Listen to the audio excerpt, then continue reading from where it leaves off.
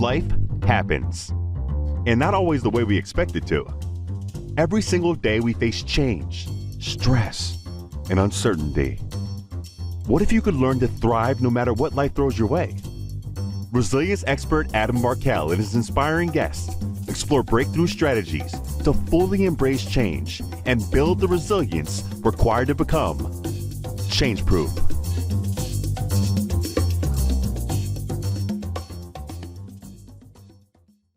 Hey everybody, welcome back to another episode of the Change Proof Podcast. I have today with me Richard Ollis. He is a fourth-generation insurance consultant focused on reducing risk and improving business results. He is also a board member for the Wellness Council of America, where he advocates for improved health, well-being, and, get this, resilience for working Americans. I happen to know Richard quite well. I've done some work for his organization, an organization that has been around since 1885. So they have been themselves a model of resilience. I know you're going to love this conversation, as am I. So sit back and enjoy this episode of the Change Proof Podcast. Okay, Richard. So I've been chomping at the bit to have this conversation with you since we met just a couple of weeks ago. But before we get into all the meat and the juicy stuff, I want to ask you a question about your bio, about your history.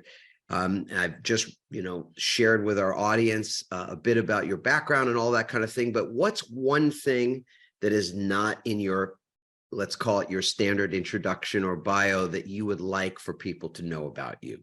Oh boy, that's a tough question. I guess I'd say I'm obsessed with being involved in my community. Have started that early in my career, and frankly, sometimes get a little too involved. In fact, I just served on my last city council meeting last night, and bittersweet that I won't be as involved as I have been in the community, but obviously also ready for a little bit of a break. But I guess it would just be that, whatever you're passionate about, and I'm certainly passionate about Springfield, Missouri, I'd encourage any of our audience to really get involved in it and just go for it. In fact, I had an issue come up last night that I was involved with, and I told my wife, maybe I should have just kind of faded into the sunset, but that's not me. And so, so it was quite the meeting last night. But when you're passionate about something, I kind of like you, I think you ought to go for it and be yourself. Well, you and I know we're simpatico for a number of different reasons. Probably some we could articulate, some we don't have to. We don't even need to know what those are. It's just a feeling you get about somebody. You just get them, or they get you, or something like that. But and passion being for sure one of those things I think we share. So without diving into the details of it, it sounds like, it was a bit of go out with a bang last night is what it sounds like. It was. We actually had the state director of our highway system down, and there was a little bit of a disagreement about how the road should be managed given our economic growth. And so the good news is the outcome, I think, was positive, and that we're going to collaborate on it moving forward. And so but needless to say, we had everybody. The crowd was packed, and we had the dignitaries there. And anyway, I'm glad it worked out well in the end. So got to go out on a high note. That's good. As I said before, we even hit the record button, that we're going to follow the breadcrumbs. That's the way that I like to proceed in these conversations. I at least from the feedback I've gotten, I think that our audience really appreciates that part of it, that it's not a canned conversation. And I have some questions I ask routinely each time. The answers are always different. But for me, what's interesting, and I assume what's interesting for listeners too, is that this thing evolves in an organic way. So I'm just going to follow the thread on that for a moment more. In the last couple of years, the arena, I'll call it, of the public meeting, the public forum, whether it's city council or other meetings, has become contentious. Now, you've been doing this a minute, and I know you've been doing it for longer than just over the last couple of years even. So my first question is it more contentious, do you think, now over the last several years than it had been before, prior to the pandemic? Is that true or false? Yeah, I think that's absolutely true. In fact, we were talking about that earlier today.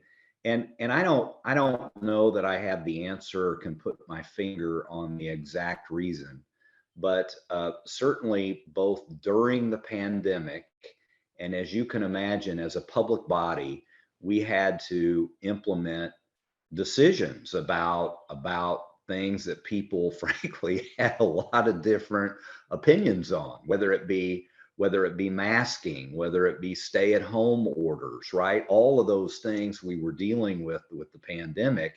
And candidly, as a elected public official at the local level, I mean, I have no real clue about I have no experience in pandemics, right? Or what to do. You try to do the best with the information you have. And we got through that pretty well, but coming out of it, I think there was this people were on edge, and a little bit more negative and critical. And frankly, we've seen that continue on, not only at the local level, but as you suggested, across our country and maybe the world. And I don't know that I can put my finger on it. And it's not true of every case, as you know, but I think the atmosphere is different than it was before the pandemic. Yeah, and it was wonderful, if I could use that term to describe it. But when that topic came up briefly during the time I got to spend at your wellness conference. So for background for our listeners, I was invited, and it was just a great privilege. It really was an honor for me to show up and speak to an audience of folks that Ollis Acres Arnie, your firm in Springfield, Missouri, gathered together to talk about wellness and to really dive into how it is that we create a greater collective environment for wellness in our communities. And this is not something that, all of a sudden your firm decided, well, I hear a lot of people are pretty tired and people are pretty anxious, we should do this kind of thing. Because this is, if I'm getting it right, was the 16th consecutive year that you guys have put on that conference. That's right. And as we talked about, wellness has certainly evolved over that time. When we first began, it was really about nutrition and fitness. And since then, the whole world of wellness has expanded into many different facets of health and well-being, and whether it be, financial. We certainly had a big talk about resiliency, which frankly I think is right on point in today's environment.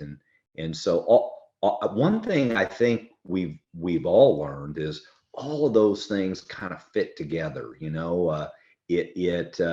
Let's just say, hey, look, if you're not eating at least a reasonable diet and you're not getting some type of exercise or activity, and you're not drinking water right regularly, those very basic things tend to catch up with you and bleed over into mental health and frankly, financial health and all sorts of things. And so learning how to manage yourself and your body so that you can live in this kind of unusual time that we're in now is exceptionally important. And I love your take and your input on resiliency. I got so much out of that session. Well, it's what I love about it is, as you said, it doesn't have a boundary on it. It's not really a thing that's in a box. And I appreciate that, because it makes it potentially relevant in almost any conversation or context. So in that room for a brief period, I asked the audience, I said, well, why is it that we are experiencing what we are seeing in terms of people being as burned out as they appear to be? And what is it? What are the signs of that burnout? And people were like, people are angry. They're anxious. They're apathetic. They're feeling all these things.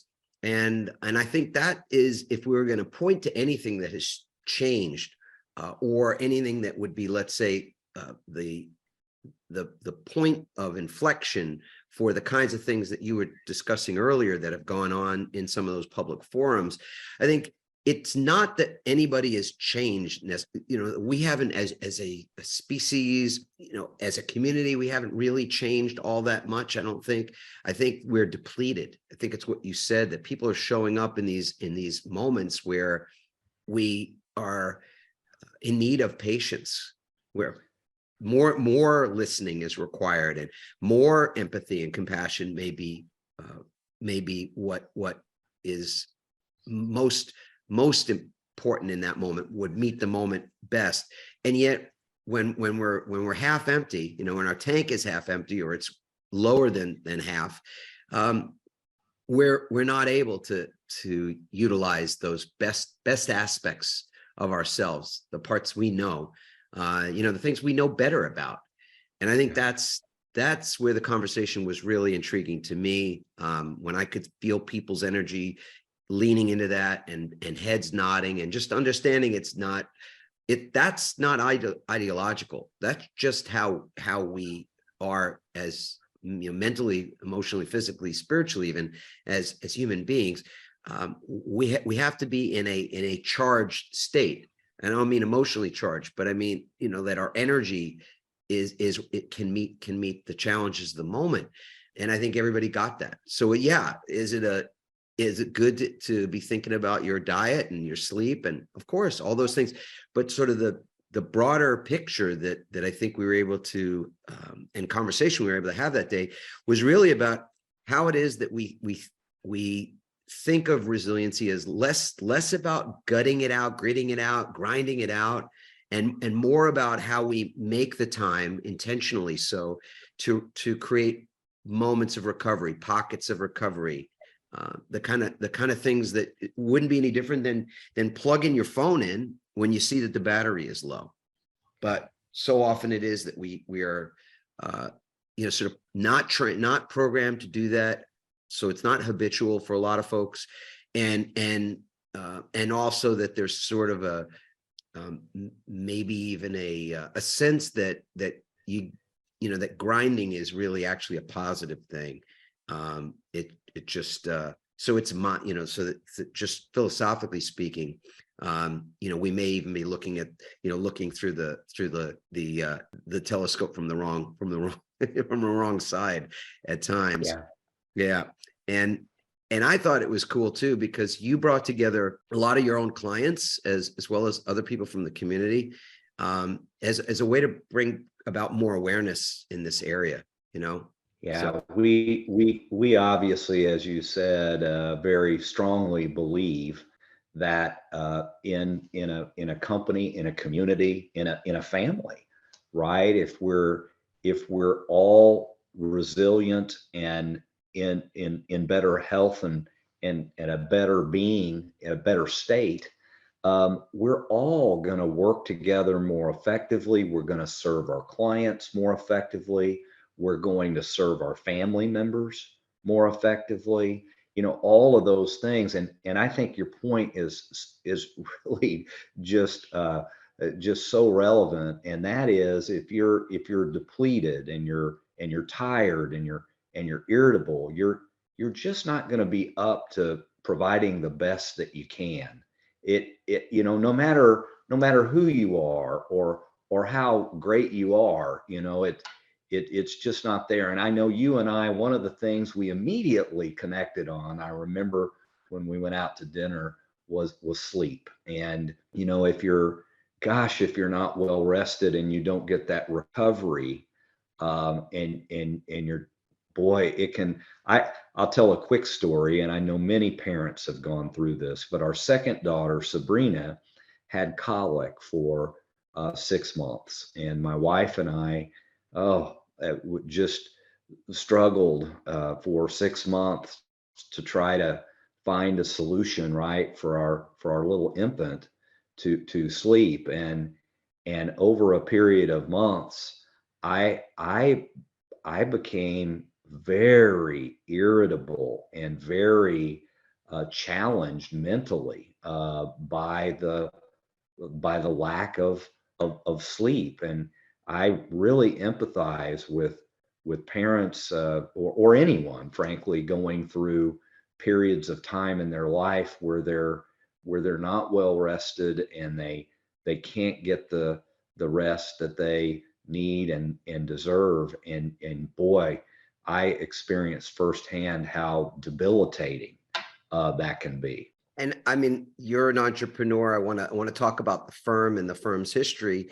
But you operate a business. I operate a business. I mean, business is like a crying baby, isn't it? It kind of is. And obviously, if you want to serve your clients and serve your fellow employees, as well as the community, you need to be at a level that you can perform at. And I know we compared this a lot to athletics, right? And the top athletes, right, have a regimen that they follow, and they stick to it, and they get rest, and they understand recovery and all of those things, and they're feeding both their body and mind positive. Even the top golfers have mental coaches, right, where they're where they're going over positive outcomes of shots in their minds, and all sorts of things.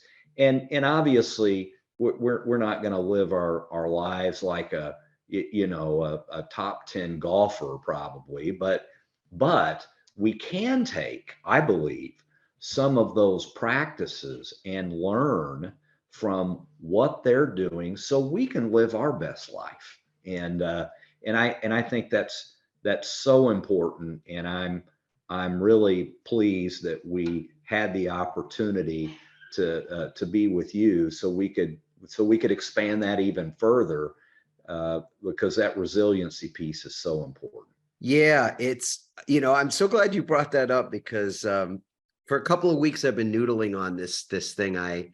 It might have been when I was in the hotel in Springfield, and for a half hour before bed, I was watching the Golf Channel, that's a great way for me to get ready to sleep, before I do my final evening ritual, which includes legs up the wall and a few minutes of just sort of quiet thinking and stillness and prayer and all that, getting my body ready for the kind of sleep that you mentioned, that is truly restorative. Because at my age, when I was 28, I didn't get a good night's sleep. I don't know that I could have told much was different the next day. I might have been a little sluggish or whatever, but it was pretty much the same. If I get a crummy night's sleep now, I really feel it in the next day. And then I feel like I'm letting, there's some part of what that next day is about, and the blessing of that next day and its potentiality, that I feel like I'm not ready to meet it. I'm not ready to maximize it. And that doesn't feel good. So as you said, the sleep is so paramount for that. But I'm watching this golf thing, and it was the LPGA tour event somewhere in like Arizona. And the commentator is talking about this one particular athlete, and how she has a specific person on her team that is in charge of helping her with her mindset. And what this other commentator, who is a former professional golfer herself, was saying was that, the thing about golfers is, outside of the fact you're out there on that course alone, and there are other sports where it's really a solo thing. You've got your caddy and your team, but you're out there swinging that club yourself. they lose most of the time. Yeah. They lose all. I mean, they lose all the time. In fact, they have a great year. They might win, let's say, 3 times. They win 3 PGA tournaments or LPGA tournaments in the year. It's a very successful year financially and from sponsorships and, any number of other things. You think about if they played, dozens of events and you lose, I don't know, 90% of the time or more, you go, wow, that, how do you manage your mind and create a ritual for resiliency when you're constantly facing defeat? It's defeat after defeat after defeat, only to sort of set yourself up for the opportunity to win on an at a later time. And that's, I think, what I appreciated about that was, of course, the whole aspect of how you manage your thoughts and manage your mind in those situations, but also the long view, because to me, that's how I would define our particular brand of resiliency. The research that we share and our own philosophy about it is that you've got to see what the long-term impact is of depletion. We can see it now because in the environment we're in, the long-term effects are showing themselves at this moment. What 2 or 3 years of a pandemic and massive change, continuous change and uncertainty and anxiety over those unknowns has produced is a lot of exhaustion and even burnout. And so we can see what that looks like. But we have to think in terms of how, in the long term, do we think that the problems that we're dealing with right now are somehow going to become simpler?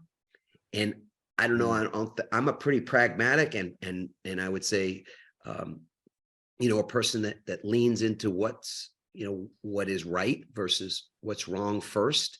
But I see the world as being, only going to accelerate in velocity in terms of change, in innovation. I mean, even since the time when I was with you, which is about a month ago, the whole conversation around AI has just shifted into a whole nother gear, right? So you go, the challenges and the problems that we're likely to face will become more complex. The goal is not, somehow to try to, I don't know, use what you've got, and use the gas that you've got into, and make it sort of ration it out for as long as you can. What we have to do, I think, is fill up our tank, because we've got to outperform those challenges, meaning the level that we have to perform at isn't even going to stay will not stagnate or be static.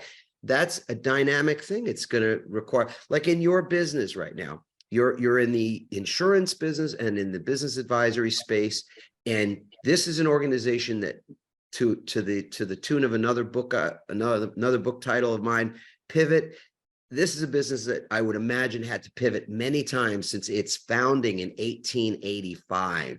And people hearing that, I want to say it again so you hear it right. 1885 is when this business began. Would you tell us a little bit about the origin story with, I guess that would be what, your great grandfather? Is that correct? No, I guess I'm pretty old. It's my great grandfather that founded the company, and his 2 brothers. Although my great grandfather was the survivor of 3 brothers, and he was 18 when he and his other 2 brothers founded our company. Wow. And it passed through 3 generations. My father was in the business. And then I am the last and the 4th generation to be in the business. And like you said, that our business has evolved and changed over time from, and frankly, Adam, it used to be that you sold basic property insurance, right? That is what people bought. In fact, you didn't even buy liability insurance because people really didn't sue one another back when insurance was first developed. And then liability became more of an issue, obviously, with the advent of the automobile that created more risk. You can imagine how health and life insurance has changed over the years, just frankly in the last few years as far as health insurance. And then we have really pivoted into more of an advisory role where we're really visiting about risk and health with our clients, and insurance is just frankly an outcome of what we do. But many different changes, and frankly the world, as you say, is changing at a rapid pace, and so is our company, along with many other companies. And so it's invigorating, but as you mentioned, it can be exhausting. And I think many, especially business people, can really get caught in that cycle of exhaustion if you're not careful, and if you're not managing those things we talked about. It's interesting as we talk about all of these things,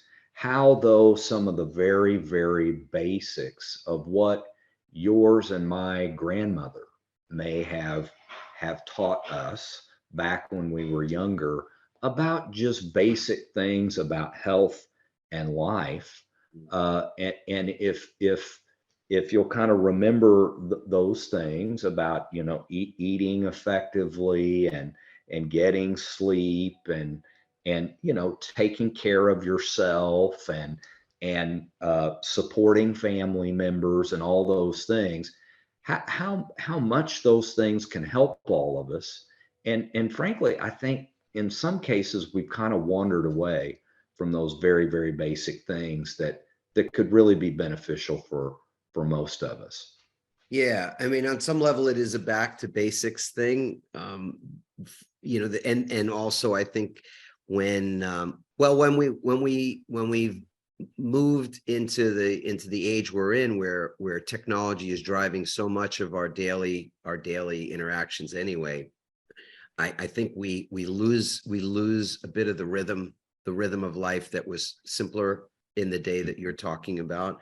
Because I could think about a lot of things that my grandmother mentioned to me, and many that I don't remember, or that were mentioned to my dad or my mom, that that they either did or didn't pass on. So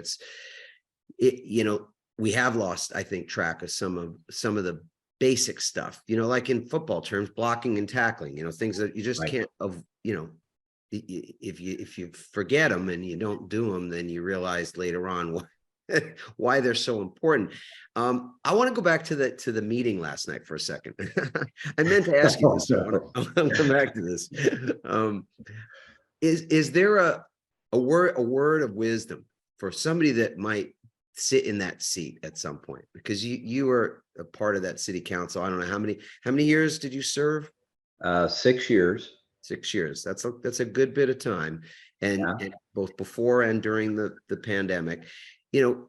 Is there some advice that you would give to people that might take your advice from earlier to say, hey, get involved in those community meetings, or maybe they're already attending them, or they're on a board of some kind, and maybe they're exasperated because they're seeing some of those things that we talked about before. Is there advice that you could give to folks like that for longevity, how to be resilient in that public forum space? Yeah, the one thing I kind of missed a little bit, Adam, out of the gate, was I have always been very involved in the community, and so that part of my skill set was pretty good, right? I understood that. I think the part that I missed was really focusing on building relationships with my fellow council people, and also city staff, and and and not jumping out in front of something until I had collaborated with my fellow associates, as well as the staff that supports us and the entire city. And in other words, you may be right about something, or you may have a great idea about something, but if you haven't built consensus and relationships around it, you're not going to be successful in implementing a change or an objective. And so if I had to go back and replay it again, I would have focused a little bit, well, frankly, a lot more time on building those relationships so that people do not only support you, but you can gain their input into an idea or a process. It not only makes it better, but it also creates more buy-in. And as I began kind of learning a little bit more of that, I frankly realized that I had been a little remiss in my own business in using that very philosophy. And so today in my business, I spend more time building relationships, gaining input, understanding different perspectives, and frankly, it's a better outcome, and you get far more buy-in when you do it. Now, it does take a little bit longer, but the outcome is so much better and so much more positive. It is absolutely worth the additional time. So Right. that's the piece of advice that I'd give myself as well as somebody else. And I think it applies, frankly, you can use that application in your family, in your business, with your friends, right? In really understanding their perspective and working together collaboratively. Yeah, I mean, you answered my follow-up questions there, Richard. So I appreciate that, because I was going to ask you. So, where does this show up? That type of thing. Where does that also show up in some other area of your life or your business? And you've already answered that. It's I would say that that's a strength that you're working on. That's something that maybe, because I think if I was going to point the finger at myself, in terms of where I've been weak, or it's been a weakness of mine in my business and in relationships, really, it has been to sometimes be too much in a rush, and Yeah. to be, I'll just to say, be impatient with the process of getting things accomplished, and skipping over some of that which you just described, which it's long ago. I don't know why I remember this, but it was like 1987 when I was first considering going to law school. I just graduated from the University of Massachusetts in Amherst, and I remember reading an article that was, I think, in the magazine section of the Sunday New York Times by Lawrence Tribe, was then the dean of Harvard Law School.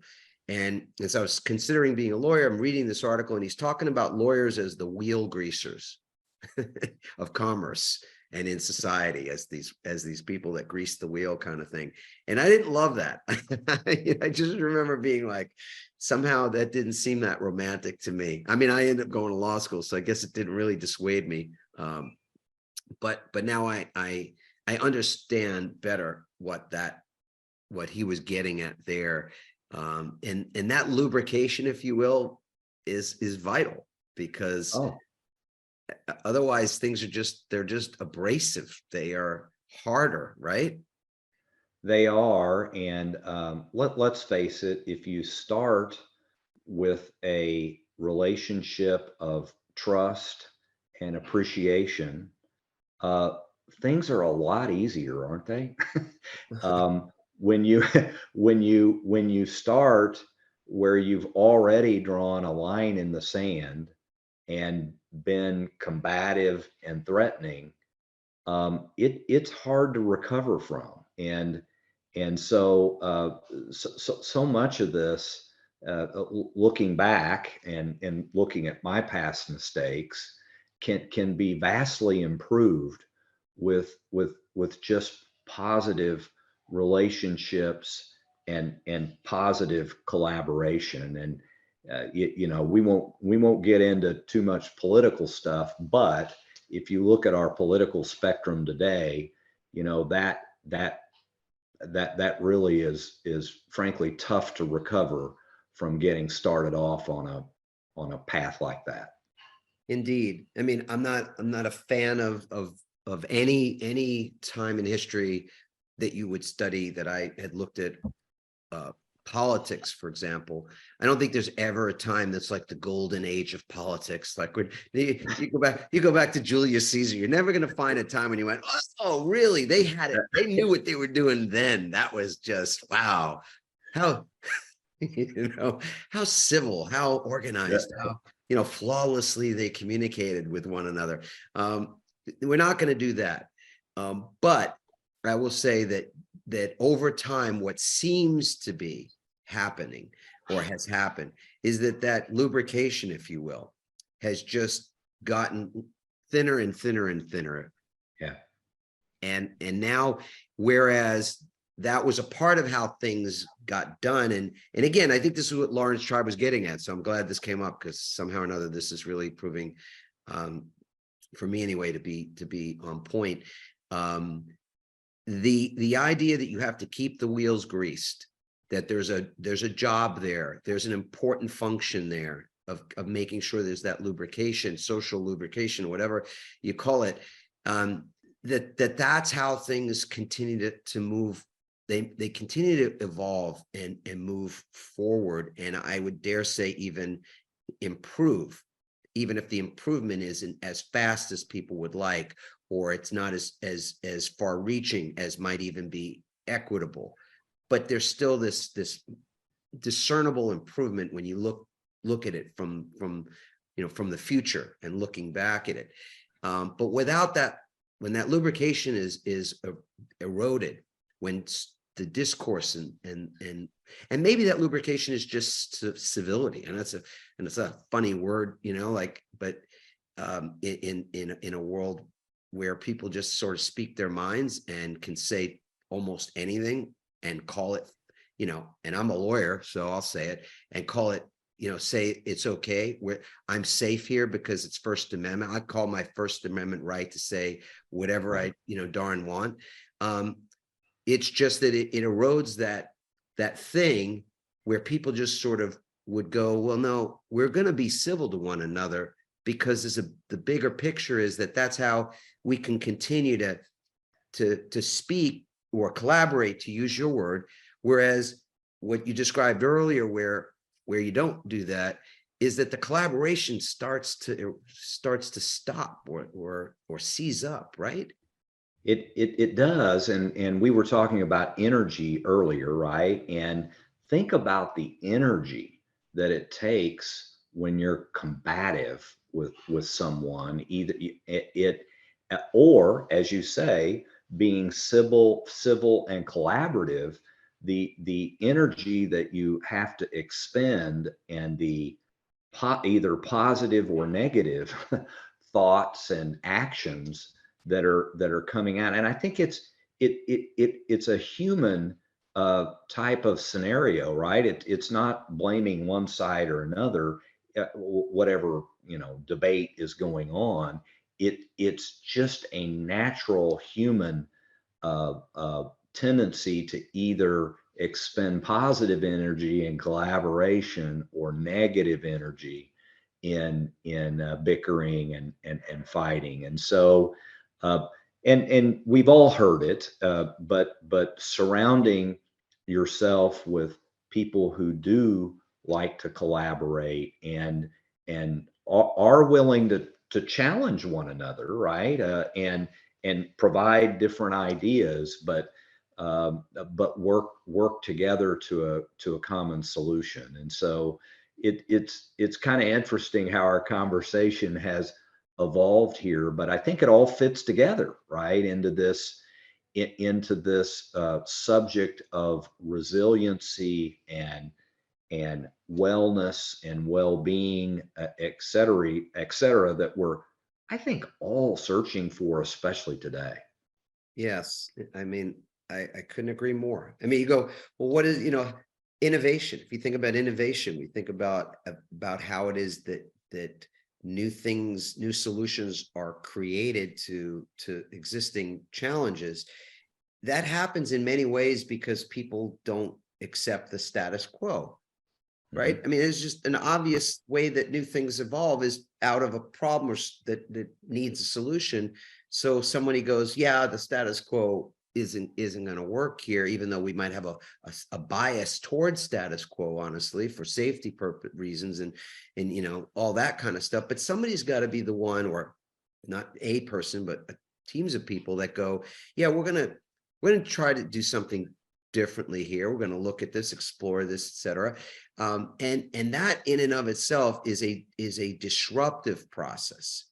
So it's what kind of environment will lead to somebody feeling safe enough to expend their energy, as you pointed out, in the pursuit of disruption, meaning of looking at the status quo and challenging it, but challenging it in a way that is not sort of a trying to take away something from someone else, but additive, that ultimately solutions for a business mean new sources of revenue and new opportunities in the marketplace and all that kind of stuff. So I'm just fascinated, as you pointed out, with the whole umbrella concept of resiliency, because when you think about a company that's made up of people, is that a cultural, is there an environment, a culture in that organization that creates the safety,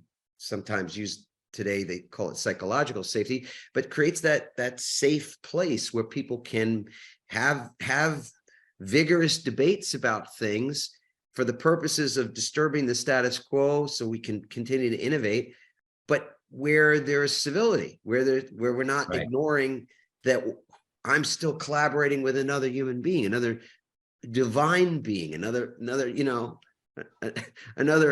as John Prine wrote in that one of his beautiful songs, another child who's grown old, like that's, to me, intriguing, that those kind of environments. And I'm going to blow a little smoke at you, now, to say that when I spent time with your team, many of the people on your team over those couple of days I was in Springfield, beautiful Springfield, Missouri, and we were at the Bass Pro Shops headquarters. Johnny Morris has done some really wonderful things there for the community, and that you collaborated with him and with his organization. I just got to meet so many people that's what I felt.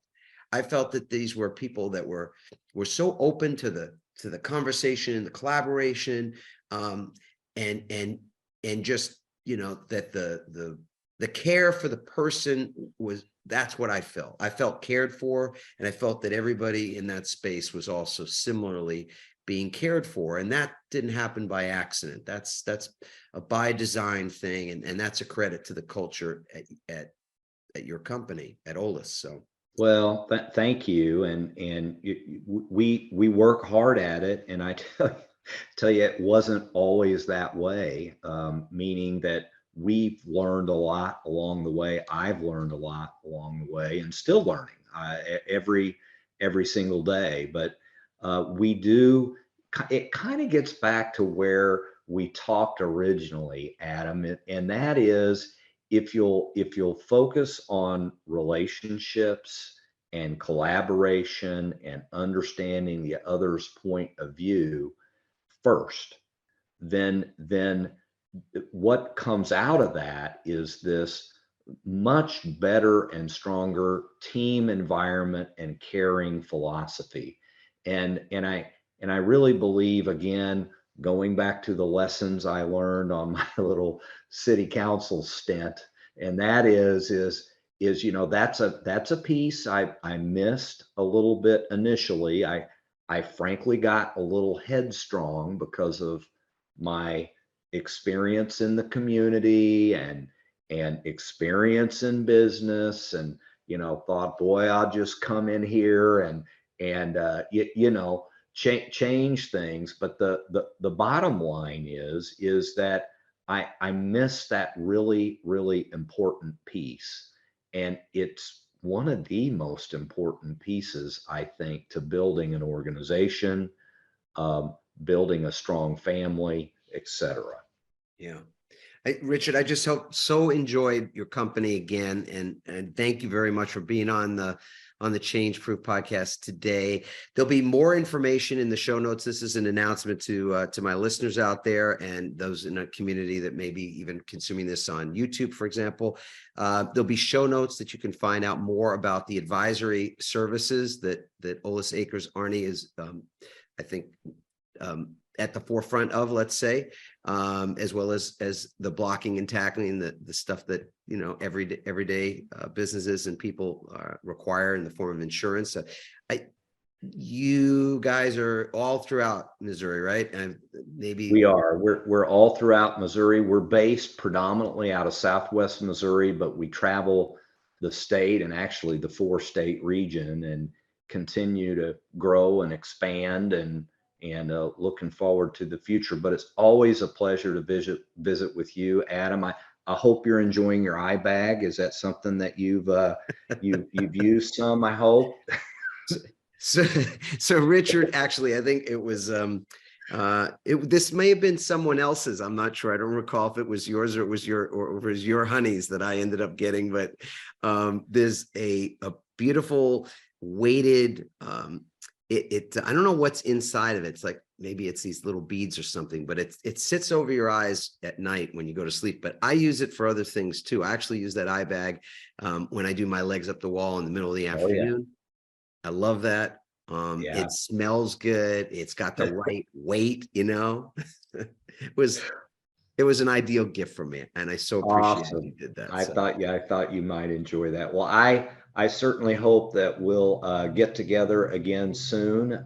We are starting not to the extent that you have, but a little series here this next year, and so I'd like to invite you on one of our shows, and would love that if you join us. That's a yes, an absolute yes. Folks out there, please, if you've loved this episode, we'd love to hear about it. You can go to adammarkel.com/podcast and leave a comment for Richard or for myself, or a question if you've got it, and it'll be we answering, not a bot or any other kind of a thing like that. And of course, if there's somebody that you know who's in business or not, I mean, you know, somebody that just you think could benefit from hearing some of the things that were shared today's episode, it's always wonderful when you share that with a friend, with a family member, with a colleague. That's also greatly appreciated. And again, Richard, thank you so much for your time today. Everybody out there, I'll just say ciao for now, and stay resilient. Okay, take care, Adam. Well, as promised, as billed, the conversation with Richard Ollis was wonderful. I mean, he is a seasoned and experienced business owner, operator, leader. But what I really love about Richard is just his authenticity. And I don't normally love that word, so I'm using it, but I just feel like he is so comfortably himself, and he's a thoughtful person. He's somebody that you just know when he speaks, he's speaking from his heart, and being transparent with his views and his feelings. And he inspires me. People like that are inspiring to me to be around. I feel like he helps all of us elevate our game. He's been running a business advisory and insurance group in the state of Missouri for a number of years. He's a 4th generation running this particular operation. They've acquired other businesses, so the name has changed or expanded, let's say, over time, but they've been around since 1885, and they've pivoted and been resilient and modeled that kind of agility that I think we're all after, both personally and professionally speaking. Today, we got to really dig into some key things and important things that I didn't expect that we would even get into, which is talking about community and community leadership and his role on the city council in the city of Springfield, Missouri, and the lessons that he's learned. And some of them were hard lessons. He was honest about mistakes that he's made in that arena, and the changes that he made to be more successful, and how those particular lessons in leadership, those lessons in consensus building and in collaboration actually expanded well beyond or outside of the scope of city council meetings and agendas, but led to more collaboration in his office, in the workplace, at Ollis Acres Arnie, his firm, as well as at home in his personal life. So I, again, loved our conversation around how important that all is. I contributed on my end a few stories and things from my past as well, and areas that I've been working on, areas that I've struggled with, areas that have been weak, and the role that we all have today in being more resilient, not just for ourselves, but for our communities, and how it is that in the face of what seems to be greater and greater change, greater velocity of change, and more, if you will, disruption of the status quo, how do we ourselves show up as those best versions that we're capable of being, so that we are resilient ourselves, but also helping other people around us to be themselves, be resilient themselves. So loved, again, the conversation that I got to have today with Richard Ollis. He is an absolute gem of a human being. I know you've enjoyed it. Please share this episode with any one of your family, friends, colleagues that you think would benefit from listening to Richard's wisdom. Of course, if you've not yet determined for yourself just how resilient you are, all you have to do is go to resiliencerank.com, and in 3 minutes, entirely for free, you will get a snapshot of how mentally, emotionally, physically, and even spiritually resilient you are, how you're doing, and where there is room for your own higher level, your own improvement, your own increased capacity to get more of the stuff done in your life that you truly want to do, that you feel called and passionate about doing in the world. That all depends on our energy levels and how it is that we are able to deal with, again, this shifting landscape, the ever greater challenges and problems, and need for solutions and innovation to solve today's most complex issues. All of that requires energy. And so I'm going to implore you to take really good care of yourself, and let's say better care of yourself. I hope we can be a resource to you. The work that we're doing at Workwell, I think, is helping organizations to operationalize resilience. And we look forward to having a conversation with you anytime about that. You can check out the show notes and look into how it is that we can connect there. And of course, you can always get in touch with me directly by leaving a comment at adammarkel.com/podcast. It will be me who responds. I promise you that. All right. Take care. Have a great rest of your day. Stay resilient, and ciao for now. Thanks for listening, everyone. We hope you now have even more tools and greater insights to build resilience and become change-proof. Help us inspire others by sharing this episode and leaving your comments over at adammarkel.com/podcast. For more resilience tips and strategies, including support for building change-proof teams, visit adammarkel.com/become change-proof.